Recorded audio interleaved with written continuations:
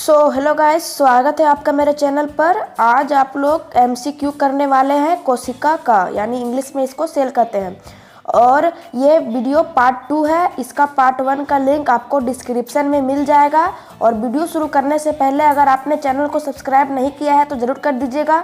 अगर आपको वीडियो भी अच्छा लगेगा तो आप एक लाइक ज़रूर कर सकते हैं। तो चलिए बिना देरी करते हुए वीडियो को शुरू करते हैं। तो हमारा पहला क्वेश्चन है, जंतु कोशिका में क्या अनुपस्थित रहता है? इसका ऑप्शन है कोशिका झिल्ली, केंद्रक, कोशिका भित्ति, जीव द्रव्य। आपका समय शुरू होता है अब।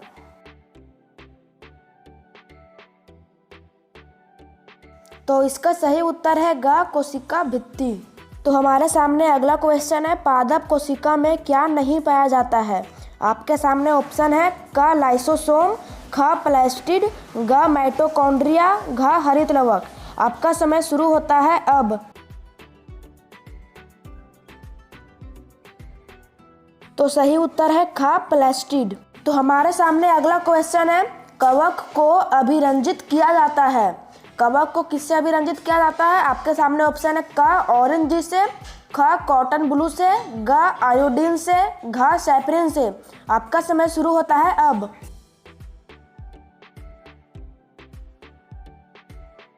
तो सही उत्तर है ख, कॉटन ब्लू से। तो चलिए हमारा अगला क्वेश्चन है 4 नंबर में, कोशिका कितने प्रकार की होती है?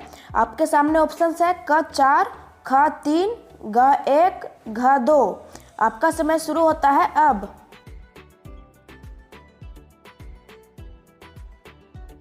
तो सही उत्तर है 2। तो हमारा अगला क्वेश्चन है, कोशिकाओं की आकृति कैसी होती है? आपके सामने ऑप्शन है क, गोलाकार, ख, अंडाकार, ग, बहुभुजाकार, या घ, आकार विहीन। आपका समय शुरू होता है अब।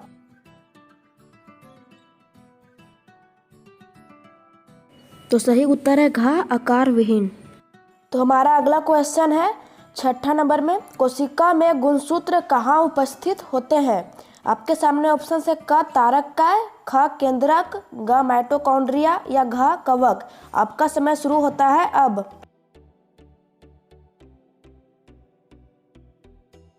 तो सही उत्तर है केंद्रक में।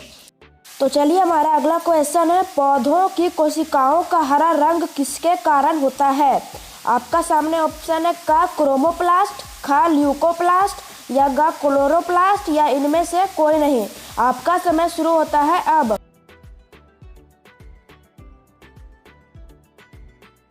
तो सही उत्तर है ग, क्लोरोप्लास्ट। अगर आपको और भी समय चाहिए आंसर बताने में तो आप वीडियो को पॉज कर सकते हैं। तो हमारा अगला क्वेश्चन है, जंतु कोशिका में क्या अनुपस्थित होता है? आपके सामने ऑप्शन है क, कोशिका झिल्ली, ख, केंद्रक, ग, कोशिका भित्ति, या इनमें से कोई नहीं। आपका समय शुरू होता है अब।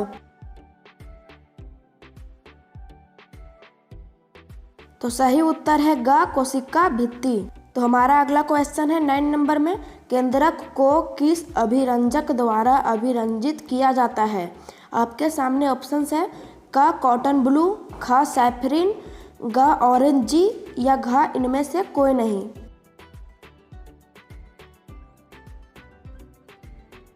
तो सही उत्तर है ख, सैफरनिन से। तो हमारे सामने अगला क्वेश्चन है 10 नंबर में, पत्ती के किस परत पर एस्टोमाटा पाया जाता है? आपके सामने ऑप्शन है क, निचली परत पर, ख, ऊपरी परत पर, ग, दोनों परत पर, या घ, इनमें से कोई नहीं। आपका समय शुरू होता है अब। तो सही उत्तर है निचली परत पर। तो आगे बढ़ने से पहले अगर आपको वीडियो अच्छा लग रहा है तो चैनल को सब्सक्राइब और इस वीडियो को लाइक ज़रूर करें और अपने दोस्तों के पास भी शेयर ज़रूर करें। तो हमारे सामने अगला क्वेश्चन है, केंद्रक में कौन सा द्रव्य पाया जाता है? आपके सामने ऑप्शन है पहला जल अपघटक एंजाइम, दूसरा न्यूक्लियोप्लाज्मा, तीसरा केंद्रक द्रव्य, चौथा कोशिका द्रव्य। आपका समय शुरू होता है अब।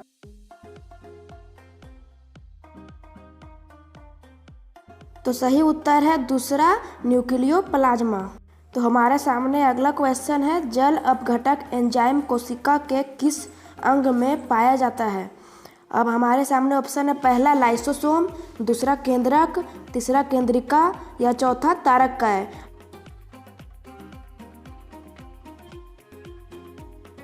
तो सही उत्तर है पहला लाइसोसोम। तो चलिए हमारा अगला क्वेश्चन है 13 नंबर में, राइबोसोम किसमें होता है? आपके सामने ऑप्शंस है, पहला पादप कोशिका में, दूसरा जंतु कोशिका में, या तीसरा दोनों में, या चौथा इनमें से कोई नहीं। आपका समय शुरू होता है अब।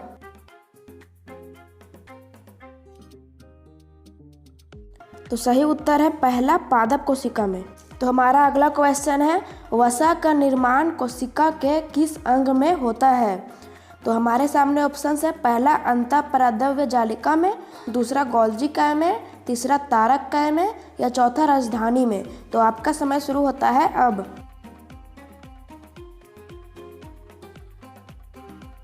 तो सही उत्तर है पहला अंतःपराद्रव्य जालिका में। तो हमारा अगला क्वेश्चन है, प्रोटीन का निर्माण कोशिका के किस अंग में होता है? आपका सामने ऑप्शन है, पहला अंतःपराद्रव्य जालिका में, दूसरा गोल्जी काय में, तीसरा तारक काय में, या चौथा राजधानी में। आपका समय शुरू होता है अब।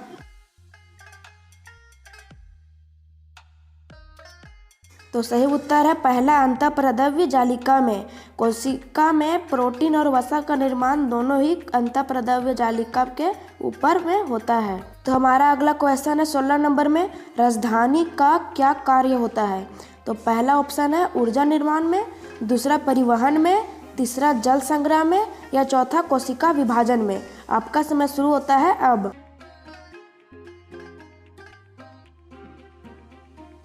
तो सही उत्तर है तीसरा जल संग्रह में। तो हमारे सामने अगला क्वेश्चन है, पादप कोशिका का सबसे बड़ा अंग का नाम बताइए।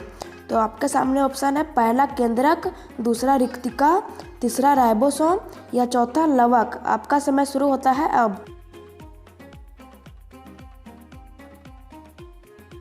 तो सही उत्तर है दूसरा रिक्तिका। पादप कोशिका में रिक्तिका सबसे बड़ा अंग होता है। तो चलिए अगला क्वेश्चन है, जंतु कोशिका का सबसे बड़ा अंग का नाम बताइए। अब जंतु कोशिका का बताना है। तो हमारे सामने पहला ऑप्शन है केंद्रक, दूसरा रिक्तिका, तीसरा केंद्रिका, या चौथा हरित लवक। आपका समय शुरू होता है अब। सही उत्तर है पहला केंद्रक। तो हमारे सामने अगला क्वेश्चन है 19 नंबर में, कोशिका का श्वसन किस अंग में होता है? हमारे सामने ऑप्शन है, पहला केंद्रक, दूसरा लाइसोसोम, तीसरा केंद्रिका, या चौथा माइटोकॉन्ड्रिया। तो आपके समय शुरू होता है अब।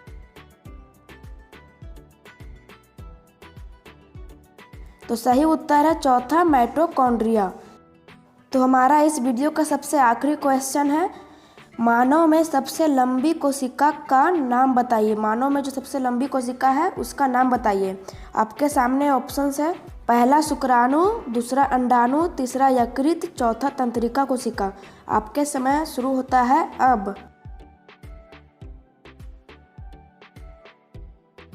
तो सही उत्तर है चौथा तंत्रिका कोशिका।